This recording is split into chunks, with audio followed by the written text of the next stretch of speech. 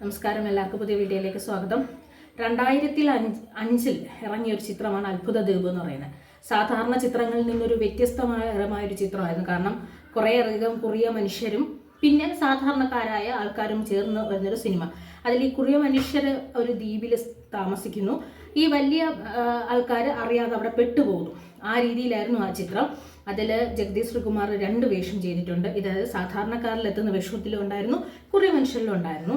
പിന്നെ പൃഥ്വിരാജ് ഉണ്ടായിരുന്നു, ജഗദീഷ് ഉണ്ടായിരുന്നു, ദ്വീപിലെ ആൾക്കാരായിട്ട് കൽപ്പന ഉണ്ടായിരുന്നു, ബിന്ദു പണിക്കർ ഉണ്ടായിരുന്നു. അതിലേക്ക് സ്ത്രീകൾ ഉയരമുള്ളതും പുരുഷന്മാർ ഉയരം കുറഞ്ഞതുമായിട്ടുള്ള ഒരു രീതിയിലുള്ള ചിത്രമായിരുന്നു. അതിൽ മെയിനായിട്ട് ആ ദ്വീപിലെ ആളായിട്ട് വന്നത് ഉണ്ടപക്രു എന്ന് വിളിക്കുന്ന ഗിന്നസ് അജയ്കുമാർ എന്ന് വിളിക്കുന്ന ഉണ്ടപക്രു ആയിരുന്നു അതിലുണ്ടായിരുന്നു. അപ്പം ഈ ചിത്രത്തിന് 2ാം ഭാഗം ഉണ്ടാകുമെന്ന് കുറേ ദിവസമായിട്ട് പറയുന്നുണ്ട്. പക്ഷേ നമുക്കതിൻ്റെ പൂർണ്ണമായ വിവരം കിട്ടില്ല. പക്ഷേ ഇപ്പോൾ അവർ പറഞ്ഞു ഈ ചിത്രത്തിൽ 2ാം ഭാഗം വരുന്നുണ്ട്. അതിലൊരു പ്രധാന വേഷമായിട്ട് ആക്ടറായ ഉണ്ണി മുകുന്ദനും എത്തുന്നുണ്ടെന്നാണ് പറഞ്ഞത്.